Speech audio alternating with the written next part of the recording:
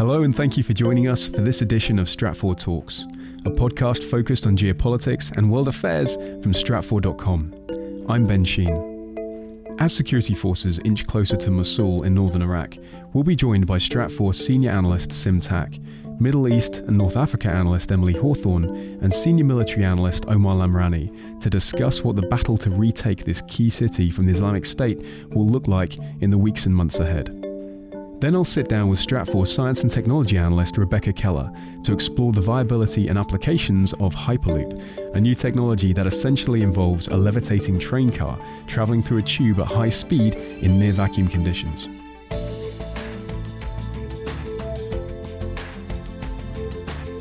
I'm Stratfor senior analyst Sim Tak, and I'm joined here today by Middle East and North Africa analyst Emily Hawthorne and our senior military analyst Omar Lamrani.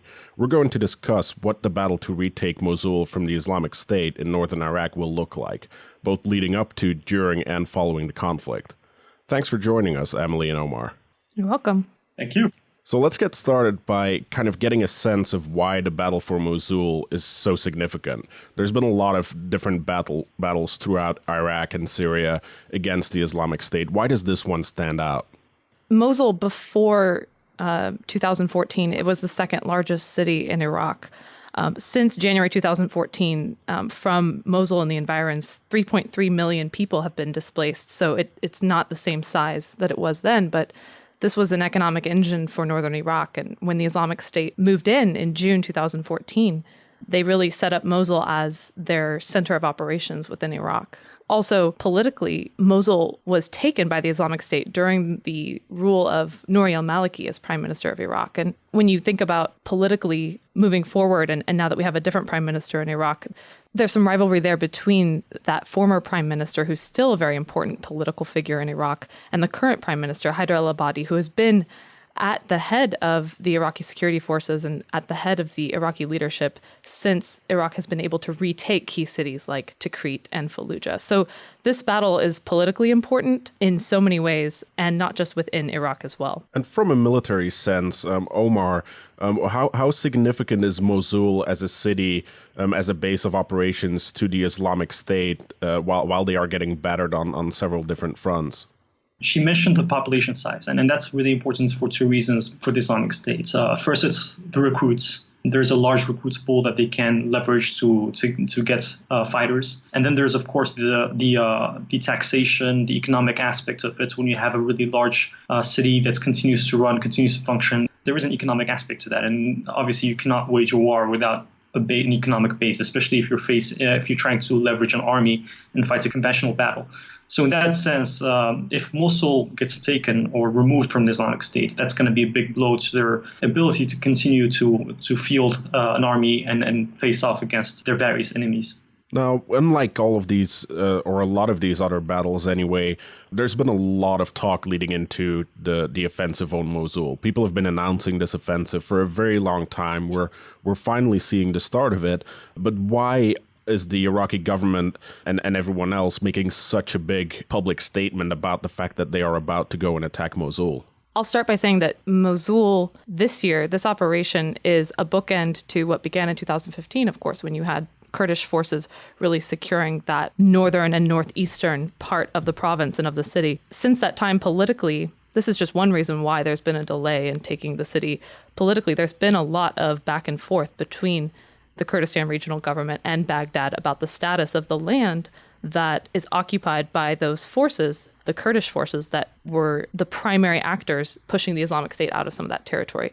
That's just one of the several aspects that is making it a complicated battle politically, because there is a lot of back and forth between the Kurdish government and the government in Baghdad over who is going to administer some of the liberated areas in Mosul afterwards. But there has been recently, just in the past couple of months, an Iraqi parliamentary decision that said that everything within Nineveh province, which is the greater province that Mosul city is sitting in, that the borders of the districts within that province are going to adhere to the pre-2003 outline. And that's really important because that was a majority vote in parliament. All the blocs in the Iraqi parliament, a majority of them voted to uphold those borders. So there has been some movement on the question of who is going to administer the liberated areas. But of course, this question also brings in external powers like Iran and Turkey, who are very interested in who administers and who controls northern Iraq.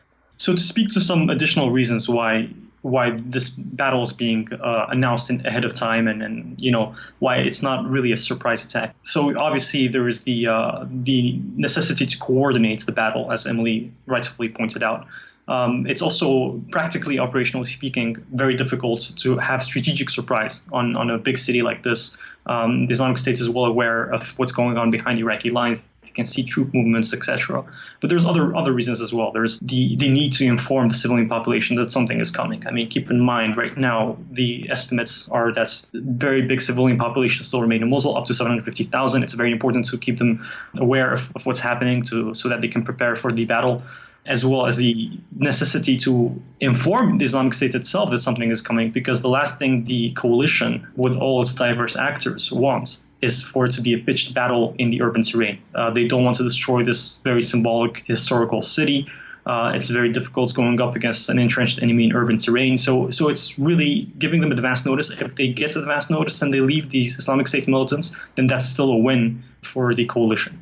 So you both have mentioned a lot of different actors and problems between them, or disputes between them. So, we've got the Kurdish Peshmerga forces, the Iraqi army itself. There's plenty more actors.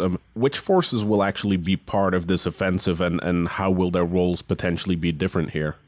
So in terms of forces, it's very diverse. First, we have the main forces. Those are going to be Iraqi security forces. So military, the army, special operations forces, all of those are slated to go inside the city. They're going to be helped by a number of other actors, including auxiliary tribal militia. The Sunnis are going to be very important here, the Sunni tribal fighters, because, again, this is a predominantly Sunni town. You're fighting against the Sunni enemy. You want to show the population that you're coming as a liberator, not as an aggressor.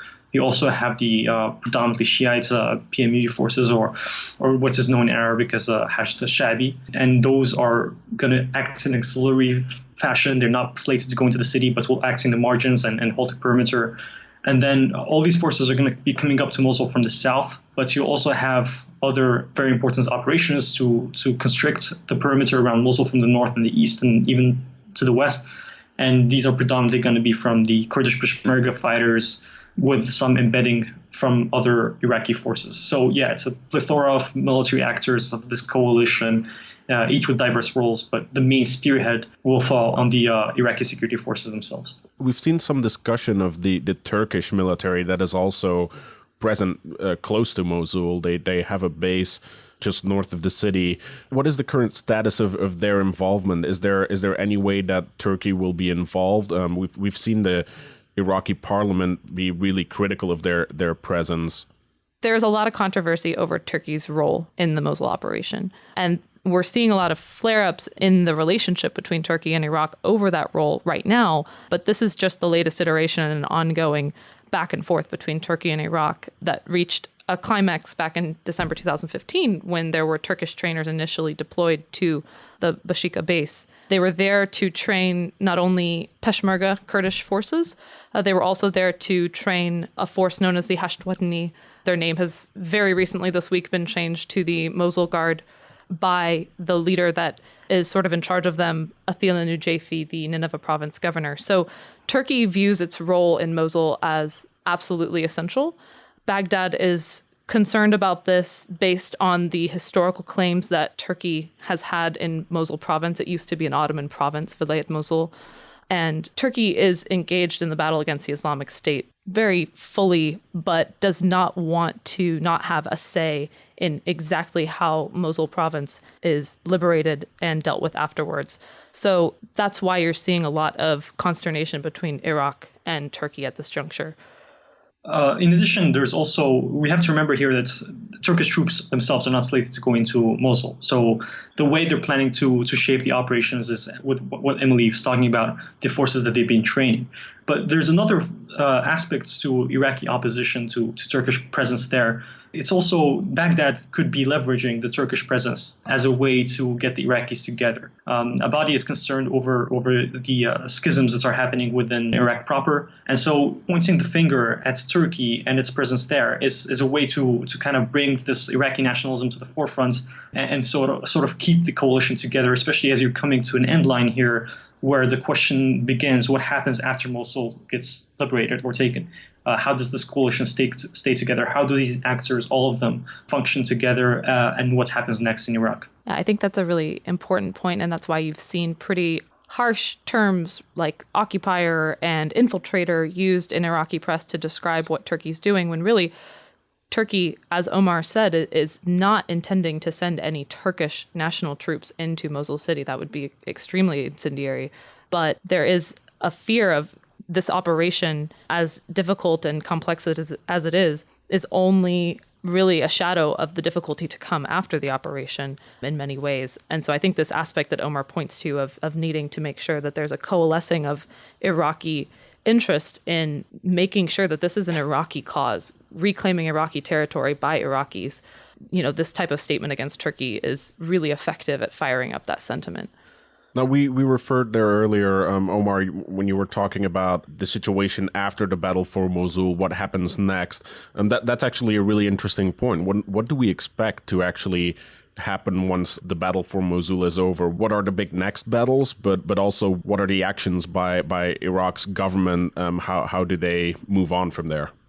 So in terms of the Islamic State, once they lose Mosul, they really lose a very, very big anchor. They're their only major anchor remaining in Iraq. So to that sense, we're going to see a migration of Islamic State to Syria. And it's going to be all downhill for them from then on. So really, that's the last stand of the Islamic State as it is right now, as in its formation as an army on the field rather than an insurgents force in Iraq. Once that's taken, they're back to insurgents warfare with their actual standing armies, with their actual leadership, shifting predominantly to Syria. As soon as the Islamic State is deemed to be cleared from Mosul city itself, all of these forces, this ragtag, in a sense, coalition that's bringing together Sunni, Shia, Kurdish, Turkmen, all sorts of different forces. There are a lot of enduring conflicts between all of these different Iraqi militias and fighting forces.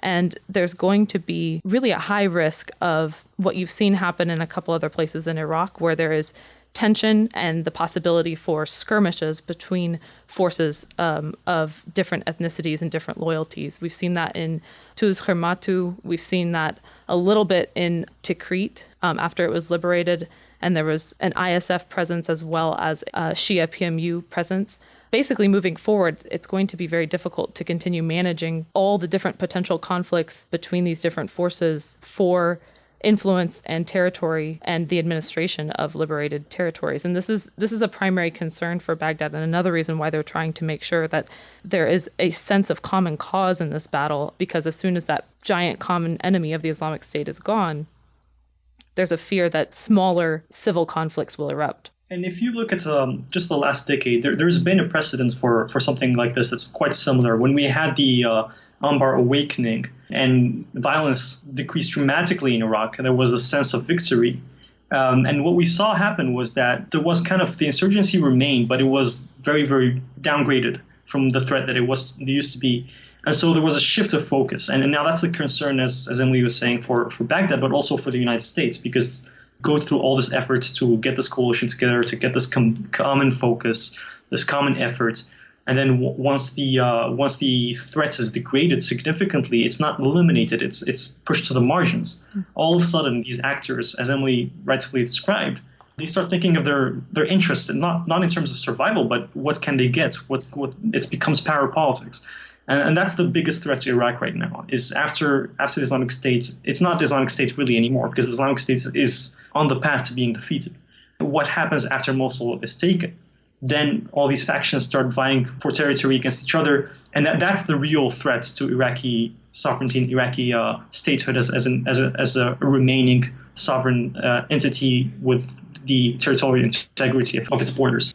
And this is something, too, that is of great concern within the Baghdad parliament. And that's the reason why they've tried to rush and discuss the sovereignty of Nineveh province and try to say these borders are the way that they are. But no matter what ruling you issue about the borders of a district or the borders of a province, you can't stop different powers that feel entitled and empowered by their role in reclaiming that province or reclaiming that district from saying that this is something that's rightfully ours. And another issue as well, as soon as the Islamic State is routed, there's an ongoing enormous humanitarian crisis for all the civilians that are in Mosul, in the city and in the province. We've already seen, just since March of this year, according to the UNHCR, we've seen 62,300 displaced from Mosul just since March. You are seeing people seeking to flee from within Mosul, and there's really an international effort to try and respond to what the UN says might be one of the largest refugee situations they've dealt with. But really, it's going to take that first 2 weeks of the offensive itself to see exactly what the extent of sort of civilians leaving the city is going to look like. It looks like there's a lot to be taken care of even after the offensive has taken place. But we're not there yet, right? So first they actually have to take the city, and the Islamic State hasn't exactly been sitting around, waiting for them to come. What do we know that they've actually been doing? There's been some talk of defenses that the Islamic State has set up, and we know from previous similar offensives that the IED threat and things like that are very significant in these offensives. What's the current situation actually of the Islamic State controlling Mosul and preparing for the offensive? They've had ample time to know that this is coming. They've known the operation is gonna happen, and they've been preparing for it. So IEDs remain the biggest threat, but it's also other defenses that they've been building up, including anti-tank ditches, minefields, defensive positions, barricades, tunnels, foxholes, trenches. It's the whole gamut, and including efforts to conceal their positions from overhead surveillance, because obviously the airstrikes remain one of their biggest threats that's used against them. Also, just the sheer size of Mosul, especially when you get deep inside the urban terrain, you have very narrow streets, as we've seen repeatedly across both Iraq and Syria, and across modern history. Really, fighting in urban terrain is very, very difficult, even in the mechanized age, perhaps especially in the mechanized age. So in that sense, it's definitely. I mean, if they do decide to stand fast and give a strong fight, they're going to inflict extremely heavy casualties.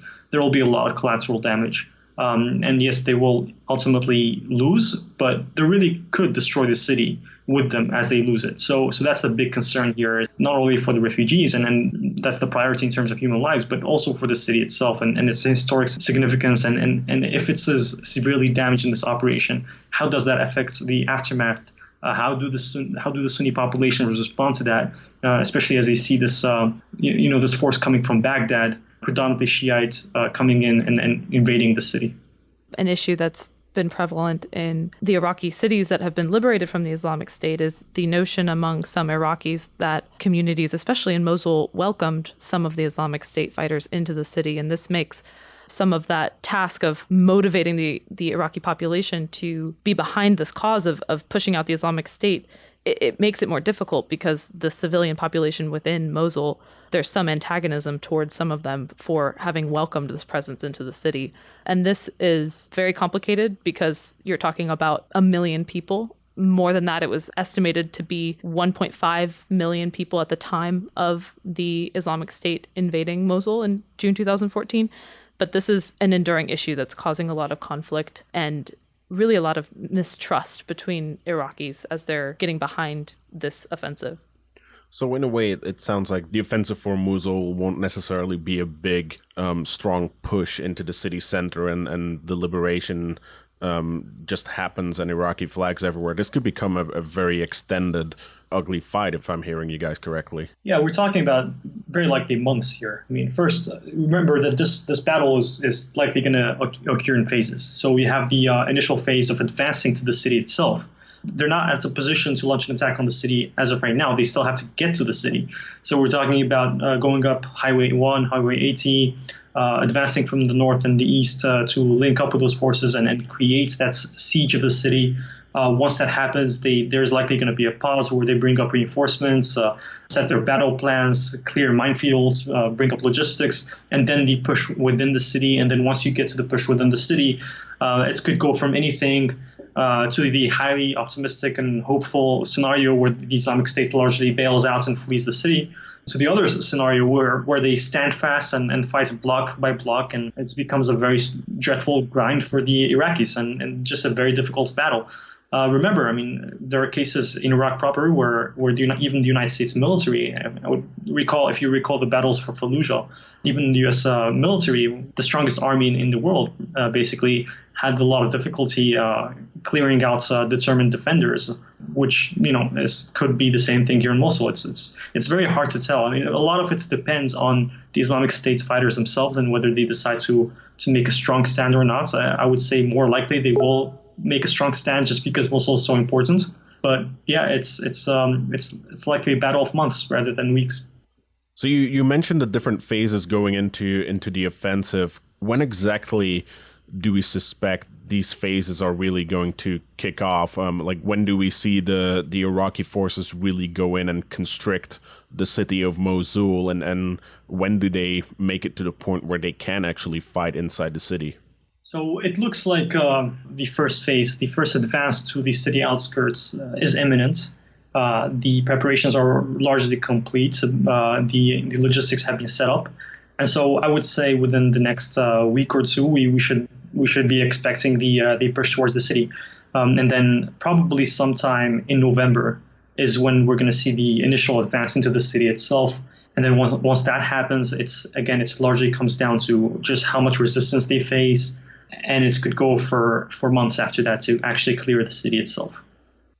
Well, that's all very interesting. I think we shed a lot of light on the issue of the Battle of Mosul. So thank you, Omar Lamrani, our senior military analyst, and Emily Hawthorne, our Middle East analyst, for joining us and kind of explaining this issue.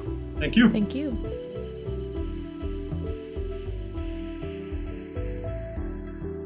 My name is Ben Sheen. With me today is Chief Science and Technology Analyst Rebecca Keller to talk about Hyperloop.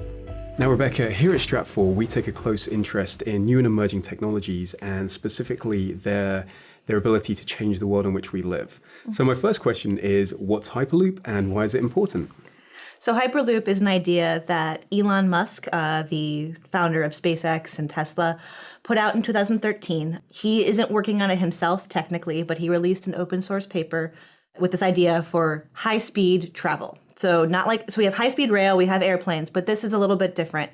If you think about those old bank tubes where you would send your checks up through the air tube, it's kind of like that, but on a whole other level. So basically you remove friction, you remove all of the things that require energy to travel, and you can go really, really fast without a whole lot of energy. So that sounds easy, right? Just put in a tube like a bullet. Yes, absolutely. No, there's a lot of considerations. You're not moving a small tube with paper in it. You're moving a tube that has potentially people in it, commodities, goods.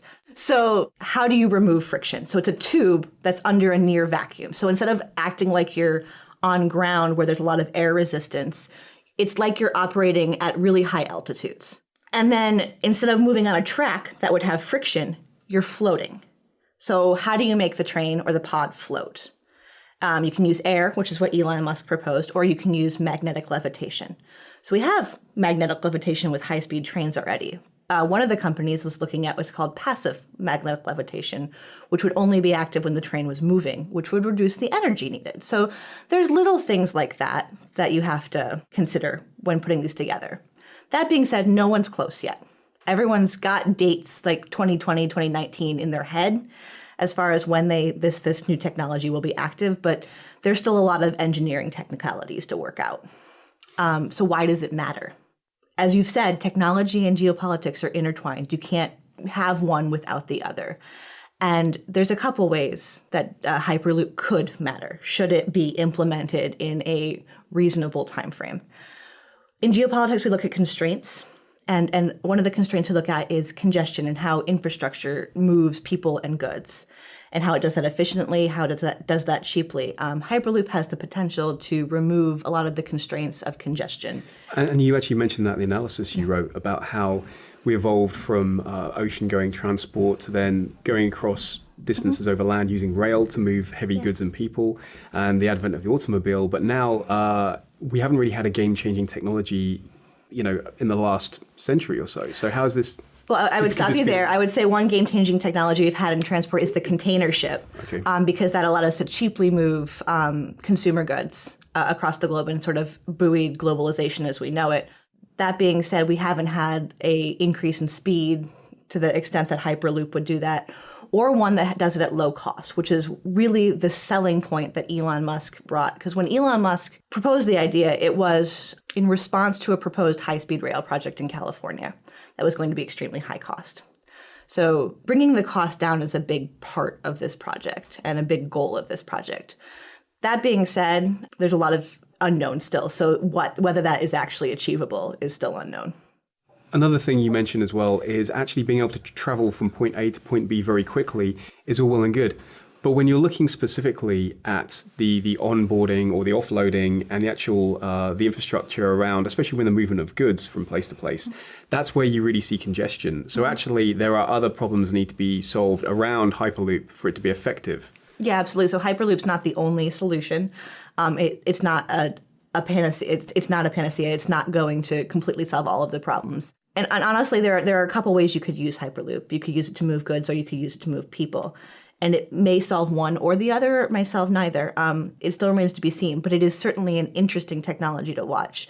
Where we think it has the most potential is in short distance movement of goods, because that's the smallest scale, the most reasonable scale. And it's not moving people. There's a whole lot of other factors when you move people. There's the potential for motion sickness. There's the increased liability issues. So looking at ports where you've got to move a container, because with all the goods from the ship to the yard, to the truck, there's a lot of those stopping points that you're talking about. So Hyperloop has the potential to increase port efficiency, and we're seeing a lot of potential for increased port congestion, especially as container ships get larger and larger, as the shipping industry struggles with consolidation and a slow global growth and continues to try to find ways to survive in that environment.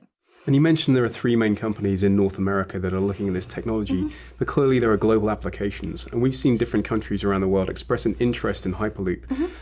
What places do you think are going to start developing this technology for the short distance, high-speed transfer that we're talking about? Right. So the United Arab Emirates, DP World, is a port operator there, is looking at using it in one of their ports. Russia has expressed a lot of interest in using it to move goods as well. We could even see it at LA Long Beach. They're doing preliminary studies there as well.